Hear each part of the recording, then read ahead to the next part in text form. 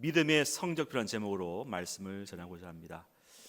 성적표 이야기하니까 벌써 머리가 띵하신 분 계신데, 여러분 세상 학교야 학벌을 따지면은 이 성적표는 본인이 한 만큼 누적되고 이렇게 본인이 의지로 되는 것이지만, 우리 믿음의 성적표, 영적인 하늘나라 성적표는 그것과 상관없이 믿음의 출발부터 시작부터 우리가 아니라 믿음의 주여 온전케 하시는 예수, 그 예수 그리스도가 시작한 믿음이 마지막까지 우리를 인도하고 완성시킬 때까지 우리를 견인해 가시는 그런 믿음인 줄로 믿습니다. 여러분, 믿음은 소유 개념이 아닙니다. 많은 분들이 저분 믿음 있네, 믿음이 없네 이렇게 판단하지만 그것은 우리가 판단하는 것입니다. 주님께서는 그렇게 말씀하지 않습니다. 너희가 다 믿음 안에 있다. 그죠? 우리의 믿음이 어디에 있습니까? 나의 믿음 주께 있네, 십자가 능력 속에 영광 되었네, 내 모든 승리로 주님께 영광을, 나의 소망 나의 구원 오직 예수. 아멘. 우리의 믿음이 예수께 있는 것입니다. 엄밀히 말하면 이 믿음은 우리의 감정, 느낌, 우리의 행위가 아니라 우리의 믿음은 예수 그리스도라는 실체입니다. 살아있는 믿음, 시작케 하는 믿음, 완성케 하는 믿음이 주께 있는 것입니다. 믿음의 성적표는 우리가 발생시키는 것이 아니라 주님께서 우리에게 믿음을 주셔서 사용케 하시고, 그때마다 필요할 때마다 믿음을 사용케 하시고, 믿음을 발생케 하시고, 믿음의 효력을 일으키시는 것입니다. 여러분, 모든 생명은 정지되어 있는 게 아니에요. 생명은 자랑하는 게 아니죠. 내 생명이 있다 누가 자랑합니까? 믿음을 자랑하는 것이 아닙니다. 믿음은 시의적절하게 쓰는 것입니다. 믿음이 필요할 때 믿음을 쓰는 것이죠. 사단마귀가 있을 때 쓰는 것입니다. 오늘 본문의 제자들은 예수의 제자들, 주의 제자들이지만 시의적절할 때 믿음을 사용하지 못했기 때문에 낭패를 당한 것이죠. 여러분, 예수님은 우리에게 믿음의 근원이 되십니다. 누구도 믿음이 있다고 함부로 자랑할 수 없고, 믿음이 있다고 이렇게 교만할 수가 없는 것이죠. 믿음은 작동하는 믿음입니다. 한번 따라합시다. 믿음은 작동하는 믿음이다. 드럼 세탁기 다 갖다 놓고 작동이 안 되잖아요. 그럼 뭔 드럼 세탁기 무슨 필요가 있습니까? 작동이 돼야죠. 어디에 작동됩니까? 이렇게 연결돼야 돼요. 접속이 돼야 됩니다. 어디에 접속됩니까? 우리의 믿음은 그리스도께 접속이 됩니다. 히브리서 4장 2절 말씀을 보니까 그들과 같이 우리도 복음 전함을 받은 자이나 들은 바 그 말씀이 그들에게 유익하지 못한 것은 듣는 자가 뭐요? 믿음과 결부시키지 아니함이라 말씀합니다. 믿음과 결부시키지 않는 말은 믿음을 사용해서 믿음이 사용돼서 결합되지 않기 때문에 발생하지 않는다는 것이죠. 이스라엘 백성들이 광야에서 만나와 메추라기를 먹고 그렇게 많은 체험을 했지만 그 믿음이 순종으로 연결이 안 되니까 나중에는 두 사람, 여호수아와 갈렙 빼고는 다 광야에서 죽지 않습니까? 다 끝나는 것입니다. 여러분, 우리의 믿음은 멈춰서는 안 돼요. 끝까지 가는 믿음이 되는데 그 믿음의 출발도, 과정도, 완성도 그리스도를 믿는 믿음 안에서 되는 줄로 믿습니다. 그러므로 믿음은 소유 개념이 아닙니다. 세상의 성적표처럼 내가 몇 점 받았다, 박수 받고 그 정도가 아닙니다. 믿음은 안심할 수가 없는 거예요. 그때마다 믿음은 동사로 작동하는 믿음, 사용되는 믿음이 되어야 되는 것입니다. 우리 주부님들이 칼을 많이 사용하지 않습니까? 그렇다고 하더라고요. 아줌마와 조폭의 공통점은 칼을 잘 쓴다. 칼은 갖다 놓는 게 아닙니다. 칼을 써야 돼요. 물을 썰이든지 고기를 썰어야, 사용되어야 가치가 있듯이 우리의 믿음도 쌓아두고 믿음의 경력, 그게 중요한 게 아닙니다. 믿음을 지금 제가 사용해야 된다는 것이죠. 적절할 때 사용해서 성과를 거둬야 됩니다. 여러분, 믿음 자체가 그리스도입니다. 마태복음 17장 19절 보니까 이때의 제자들이 조용히 예수께 나와 이르되 우리는 어찌하여 쫓아내지 못하였나이까 말씀합니다. 예수님께서 제자들 특별히 세 명의 베드로와 야고보와 요한을 데리고 변화산 높은 산으로 갔죠. 거기서 예수님 변형대사 나타나셔서 하늘 영광을 보이시고 이는 내 사랑하는 아들이요 내 기뻐하는 자니 너는 그의 말을 들으라 하면서 주의 음성을 체험한 그 세 명의 제자들과 있는 사이에 땅에서는 9명의 제자들이 간질병에 귀신 들려 간질병에 걸린 그 아이를 고치지 못해서 막 땀을 뻘뻘거리면서 있는 자리에서 예수님이 오셔서 말씀하시죠. 네가 어느 때까지 내가 너희를 참으리요 너희와 함께해서 이렇게 분통 터뜨리면서 말할 때에 그 아이를 데려오라 하니까 어떻게 해요? 꾸짖으시니까 귀신이 나가지 않습니까? 그 모습을 본 제자들 9명의 제자들이 말합니다. 예수님은 저렇게 한마디만 하면 가는데 왜 우리는 말을 해도 귀신이 안 나가죠? 이야기합니다. 여러분 너무 당돌한 질문 아닙니까? 자기와 예수님을 동급으로 보는 거예요. 왜 예수님은 되는데 왜 우리는 안 될까? 그죠? 여러분 제자들은 자기들의 믿음이 처음부터 가지고 있고 이 믿음이 어느 정도 쌓였으니까 우리도 능히 예수님처럼 할 수 있다고 괜한 자신감을 가지고 있었던 것 같습니다. 그래서 자기들의 믿음의 실력과 연수와 경험, 예수님과 이래봬도 거의 2, 3년간 동고동락했기 때문에 우리에게도 예수의 어떤 능력이 있다 생각하고 확신했던 것 같습니다. 여러분 믿음이 이렇게 쌓이는 거지만 그 믿음이 연수 때문에 연수 때문에 나오는 게 아니지 않습니까? 그 결과 어떻습니까? 처참한 결과를, 처참한 성적표를 받게 되죠. 우리도 이럴 때가 있지 않습니까?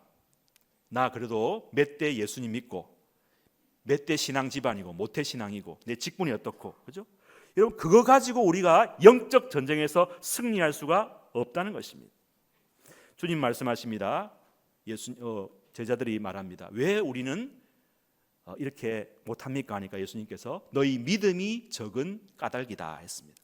여러분 그 믿음 대신에 그리스도를 한번 넣어보시기 바랍니다. 너희 안에 있는 그리스도가 아직도 작다는 것입니다. 여러분 우리가 아직 그리스도로 충만하지 못한다는 것을 솔직하게 시인하시기를 바랍니다. 믿음의 역사를 누가 일으킵니까? 누가 믿음의 결과를 가져오게 합니까? 예수 그리스도입니다. 내가 하는 게 아니라는 것이죠.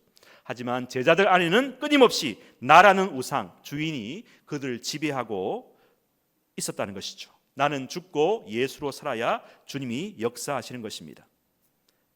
사도 바울도 고린도서 15장 31절 후반절의 말씀 보니까 나는 날마다 죽노라 이야기하고 있고, 빌립보서 3장 12절에도 내가 이미 얻었다 함도 아니요 온전히 이루었다 함도 아니라 오직 내가 그리스도 예수께 잡힌 바 된 그것을 잡으려고 달려간다, 쫓아간다고 이야기하고 있습니다. 여러분 믿음은 우리 것이 아닙니다. 나는 날마다 죽는 것입니다. 내 안에 자아가 죽고 그리스도가 나를 지배해야 됩니다.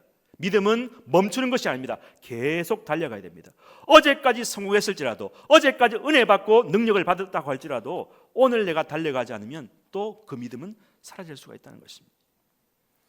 9명의 제자들은 그 믿음의 진가를 발휘하지 못하고 땀을 뻘뻘 흘리면서 씨름하고 있습니다. 17절 보니까 예수님께서 대답하여 이르시되 믿음이 없고 패역한 세대여 내가 얼마나 너희와 함께 있으며 얼마나 너희에게 참으리오 말씀을 합니다. 여러분 예수님께서 이 장면을 보시면서 마음에 천불이 나지 않겠습니까? 그간 너와 내가 얼마나 같이 사역하고 이적을 베풀고 말씀을 가르치는 지가 하루 이틀도 아닌데 아직도 너희들은 신앙의 낮은 단계에 머물고 진보하지 못하느냐. 참 내가 가슴이 답답하고 속에 천불이 난다. 이렇게 나와 동고동락하면서 훈련을 받고서도 이런 영적인 진보가 없는가 하고 자조적인 탄식으로 예수님께서 부르짖는 것 같습니다. 여러분 이런 마음 들 때 우리 마음도 힘이 빠지지 않겠습니까? 하지만 예수님은 저들을 향해서 분을 내지 않으셨습니다. 오히려 안타까운 어조로 탄식하면서 이렇게 말씀하십니다. 너희들과 내가 그동안도 늘 함께 했지만 앞으로도 참 안타깝게도 계속 너희들과 함께 해야 되겠다. 그 속에서 너희들은 계속해서 믿음의 실패와 파선을 경험할 것이 불을 보듯 뻔한데 그래도 나는 너희들을 기다린다 말씀하십니다. 왜냐하면 여기 함께 있다고 쓰인 동사가 미래형이고 참다는 동사도 미래형입니다. 그러니까 예수님은 우리의 미래를 다 아시고 실패할 것을 아시면서도 함께 하시겠다고 말씀하십니다. 우리 예수님 참 따뜻하시고 인자하심과 성실하심이 풍성한 분 아니겠습니까? 우리 예수님은 우리에게 그 작은 믿음이 그래도 계속 성장하고 있다, 나아지고 있음을 우리가 보셨던 것입니다. 여러분, 우리가 왜 믿음의 파선을 경험합니까? 우리 속에 있는 그리스도가 작은 까닭입니다. 우리가 지금 그리스도와 연결되지 않고 그리스도로 충만하지 않으면 우리의 믿음은 작동되지 않고 역사가 일어나지 않는 것입니다. 아까 말씀드렸듯이 생명은 정지되어 있지 않고 작용해야 하는 것입니다. 우리가 실패하더라도 여러분 믿음을 부끄러워하지 말고 여러분 믿음을 계속 사용하시기를 축복합니다. 믿음이 점점 자라고 있습니다. 오늘 마태복음과 같이 평행복문으로 마가복음 9장에도 동일한 내용이 나오는데 마가복음 9장 28절 29절에 조금 다르게 예수님이 말씀하신 것을 장면이 나옵니다. 집에 들어가심에 제자들이 조용히 묻자오되 우리는 어찌하여 능히 그 귀신을 쫓아내지 못하였나이까 이르시되 기도 외에는 이런 종류가 나갈 수 없느니라 하시니라 말씀합니다. 마태복음에서는 너희 믿음이 적다는 까닭인데 마가복음에서는 기도 외에는 이런 이유가 나갈 수가 없다고 말씀을 하십니다. 제자들이 기도하지 않았다는 것이죠. 영적으로 깨어 그리스도를 의지하지 않았다는 것입니다. 그래서 오늘 말씀의 배경도 보면 두 장소에서 일어납니다. 한 장소는 높은 산에서 일어납니다. 3명의 제자들과 예수님이 높은 산에서 변형되셔서 그들에게 말씀하시고 땅에서 9명과 많은 사람들은 지금 귀신 들린 간질병에 있는 아이를 고치는 장면이 나오죠. 한쪽은 높은 산에서 기도하고 있고 한쪽은 씨름하고 있습니다. 여러분, 이것이 무엇을 말합니까? 우리의 신앙이 아무리 훌륭해도 날마다 때마다 신앙의 높은 산으로 점점 올라가야 됨을 말씀하고 있습니다.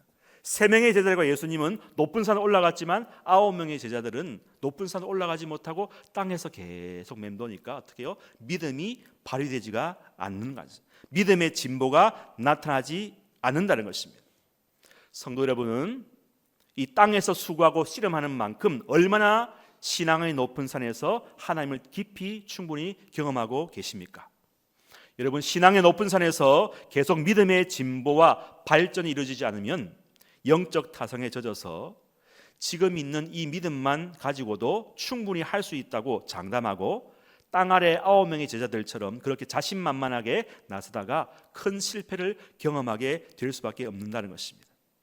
산 밑에 있는 9명의 제자들은 자신들이 예수님의 제자들이고 예수님과 같이 오래 있었기 때문에 능히 귀신을 쫓아낼 수 있을 것이라고 착각했던 것 같습니다. 우리도 이와 같이 혹시 착각을 하지 않습니까? 어제까지 나는 기도했으니까, 사역했으니까, 봉사했으니까 이만하면 되지 않는가? 안일에 빠지지 않습니까? 오늘 지금 믿음에 접속하셔야 될 줄로 믿습니다. 믿음을 사용하셔야 됩니다. 그리스도에게 붙어 있어야 되는 것입니다. 생명은 접속이고 사용이고 작용이기 때문입니다. 요한복음 14장 1절에 보면은 너희는 마음에 근심하지 말라 하나님을 믿으니 또 나를 믿으라고 말씀하고 있습니다. 여러분, 이 말씀을 지금 초신자에게 하는 것이 아니라 예수님과 함께 3년 동안 동고동락에 했던 제자들에게 이제 주님께서 십자가를 지시기 며칠을 앞두고 하시는 말씀이에요. 여러분, 늘 예수님과 우리가 같이 있지만은 우리는 늘 뭐에 쌓여 있습니까? 염려와 근심, 불안에 있다는 것입니다. 우리에게 가장 부족한 게 무엇입니까? 그리스도를 믿는 믿음이라는 것입니다. 예수를 아무리 오래 믿어도 염려, 걱정, 근심, 불안, 믿음은 늘 우리에게 부족한 것입니다. 여러분, 믿음은 현재형입니다. 믿음은 정지되면 안 됩니다. 계속 나아가야 되는 것입니다. 우리의 과거의 경험과 체험과 역사와 업적과 연수, 직분을 소유한 것을 자랑하고 안심하면 안 된다는 것입니다. 그렇게 하다가 언제든지 믿음의 파선, 믿음의 파산, 믿음의 실패를 경험할 수가 있는 우리는 위험한 존재라는 것입니다. 가끔 자동차 운전하다 보면 앞에 초보자들이 붙여놨잖아요. 나도 내가 무서워요. 피해 가세요. 여러분, 우리는 언제나 불안정해요. 믿음이 있는 것 같지만 믿음이 없다는 것입니다. 주님 말씀하십니다. 너 계속 나아가라. 나를 믿고 의지해라. 계속 나에게 붙어 있으라 말씀합니다. 믿음은 현재형입니다. 믿음은 방심할 수 없는 것입니다. 그리스도를 의지하지 않으면, 그리스도가 안 계시면 우리는 아무것도 아닌 것입니다. 믿음은 매일 나아가는 것입니다. 이런 말이 있죠. 내가 하는 모든 일은 실패였습니다. 그러나 그리스도께서 하신 일은 전부 성공이었습니다. 저는 이 구절을 인생의 좌우명으로 살고 있습니다. 우리는 늘 실패해요. 믿음에 실패한다고요. 그런데 그리스도는 실패하지 않는 줄로 믿습니다. 그리스도는 처음부터 성공이셨고 계속 성공이시고 영원히 성공이십니다. 주님은 우리에게 처음부터 완전한 것을 주시지 않습니다. 너 완전이신 나에게 붙어 있어. 그리스도께 붙어 있는 조건 하에서만 우리는 그 성공의 혜택을 누리도록 설계되고 계획되었다는 사실. 우리는 늘 잠재적인 불안함에 잠재적인 불안정감 안에서 살 수밖에 없다는 사실. 우리가 주님께 잠시라도 붙어 있지 않으면 우리는 살 수 없는 그런 영구적인 불안정하지만 그것이 바로 행복이라는 사실. 제자들은 말합니다. 우리는 어찌하여 쫓아내지 못하였습니까? 믿음의 실패를 이룰 때 우리가 할 수 있는 것은 무엇입니까? 아무것도 할 수 없습니다. 처음부터 우리는 믿음도 없었습니다. 주님을 의지하지 않으면 우리는 종이 호랑이에 불과한 것입니다. 주님의 심판대 앞에 섰을 때에 우리가 내밀 수 있는 성적표는 무엇일까요? 그리고 우리가 받을 성적표는 과연 무엇일까요? 그리스도를 믿는 믿음밖에 없는 줄로 믿습니다. 히브리서 11장 줄에 보면 이런 말씀이 있습니다. 믿음이 없이는 하나님을 기쁘시게 하지 못하나니. 여기 믿음에다가 다른 말을 써보세요. 예수 그리스도라는 걸 써보세요. 그리스도가 없이는 하나님을 기쁘시게 하지 못하나니. 여러분, 하나님은 우리를 그냥 좋아하시는 게 아닙니다. 왜 좋아하시느냐? 그리스도 때문에 좋아하시는 것입니다. 그리스도가 하나님의 모든 율법의 요구를 다 이루셨고 우리의 모든 우리의 형벌 당할 형벌을 그분이 다 당하셨고 우리가 할 수 없는 의를 그분이 다 만족시켰기 때문에 그리스도를 통해서 우리는 하나님께 용납이 되고 하나님 우리를 기뻐하신다는 것입니다. 그 그리스도를 믿음으로 의지함으로 우리의 죄는 고스란히 그리스도에게 전가되고 그리스도의 의는 우리에게 전가되므로 우리는 그리스도의 의로 당당히 하나님께 나아갈 수가 있게 되는 것입니다. 그리고 우리도 시간이 지남에 따라서 법적 신분으로만 의인이 아니라 믿음의 향상과 진보가 일어나서 우리도 그리스도의 성품과 성향을 닮아서 점점 그리스도의 완전함에 이르게 된다는 것입니다. 마치 성적이 점점 올라가는 것처럼 우리 믿음의 성적도 점점 향상되고 올라가는 것입니다. 그래서 오늘 말씀해 보니까 예수님은 이 믿음을 겨자씨 한 알로 비유하셨습니다. 여러분, 예수님은 겨자씨 한 알과 같은 존재입니다. 이사야 53장 2절을 보니까 그는 주 앞에서 자라나기를 연한 순 같고 마른 땅에서 나온 뿌리 같아서 고운 모양도 없고 풍채도 없은즉 우리가 보기 흠모할 만한 아름다운 것이 없도다 말씀하시고 이사야 11장 1절에 보니까 이새의 줄기에서 한 싹이 나며 그 뿌리에서 한 가지가 나서 결실할 것이라고 말씀합니다. 비록 겉모양은 미약하지만 이 하나의 씨앗이 겨자씨 하나이 우리 마음밭에 심어지고 들어가면 놀라운 역사가 나타나는 것입니다. 그 하나의 씨앗 그리스도가 들어가서 여러분이 예수 이름을 부르고 의지할 때에 귀신은 떠나갈 줄로 믿습니다. 저주는 물러갈 줄로 믿습니다. 어둠은 떠나가는 것입니다. 병만은 떠나가는 것입니다. 불안과 우울이 다 떠나가는 것입니다. 여러분이 예수를 의지할 때 여러분 안에 그리스도가 산처럼 너무나도 큰 장애물도 다 평지로 바꿀 수가 있는 것입니다. 믿음을 사용하십시오. 믿음을 선포하십시오. 믿음의 실체는 우리가 아닙니다. 그리스도입니다. 내가 하는 것이 아니라 그리스도가 합니다. 그리스도가 다 하셨습니다. 우리는 그분을 믿을 뿐입니다. 그분이 산 같은 장애물을 평지로 만드실 것입니다. 오늘 말씀에서 보니까 예수님께서 꾸짖으시니 그 아이가 그 즉시 나으니라 말합니다. 이 꾸짖다는 말 에피티아오는 파도를 보시고 예수님께서 꾸짖었을 때에 파도가 잠잠해졌다는 이야기도 나와 있습니다. 주님께서 꾸짖듯이 여러분도 여러분 속에 있는 예수 그리스도를 사용하시기를 축복합니다. 믿음으로 꾸짖을 때 모든 파도가 잔잔해질 줄로 믿습니다. 주님을 더 의지하시기 바랍니다. 신앙의 높은 산에서 변형되신 주님을 만나시고 그분의 음성을 들으시기를 바랍니다. 이는 내 사랑하는 아들이요 내 기뻐하는 자니 너는 그의 말을 들으라. 믿음은 들음에서 나며 들음은 그리스도의 말씀으로 말미암았느니라. 말씀을 계속 듣지 않으면 신앙의 마모가 일어나고 믿음의 역사가 일어나지 않습니다. 지금 하는 대로 사는 것이 괜찮은 것인 착각에 빠지게 되는 것입니다. 오늘 우리는 산 밑에 9명의 제자들의 실패를 보면서 우리의 믿음을 다시 한번 점검하게 됩니다.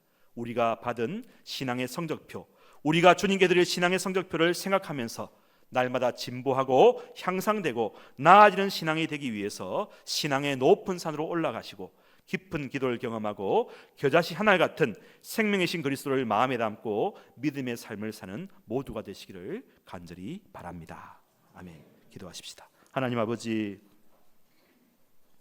우리는 날마다 실패합니다. 믿음의 파선을 경험합니다. 그럴 때마다 내가 가진 믿음을 탓하고 나의 믿음의 연약함을 아파하기도 합니다. 그러나 주님, 나는 원래부터 믿음이 없었습니다. 내 믿음은 나의 것이 아니었습니다. 믿음의 창시자, 믿음의 주여 온전케 하시는 예수를 계속 바라보고 의지할 때에 나의 믿음이 작동하고 효력을 발생하는 줄로 믿습니다. 겨자씨 하늘만한 믿음이 있어도 산을 옮긴다고 하셨는데 생명 되신 예수님 내 안에 오셔서 저의 삶을 살아 주시옵소서. 예수 이름을 명할 때에 귀신이 떠나가게 하시고 어둠은 물러가게 하시고 병마가 떠나가고 우리 앞에 있는 산과 같은 문제를 뚫고 지나가는 시온의 고속도로가 열리게 하여 주시옵소서. 그리스도가 우리의 믿음의 성적표입니다. 날마다 순간마다 그리스도를 의지하고 사랑하고 동행하는 영적 우등생, 장학생이 되게 하여 주옵소서. 내 안에 사는 이 그리스도니 그리스도로 살고 그리스도로 죽는 주님의 자녀가 되게 하여 주옵소서. 예수님의 이름으로 기도합니다. 아멘.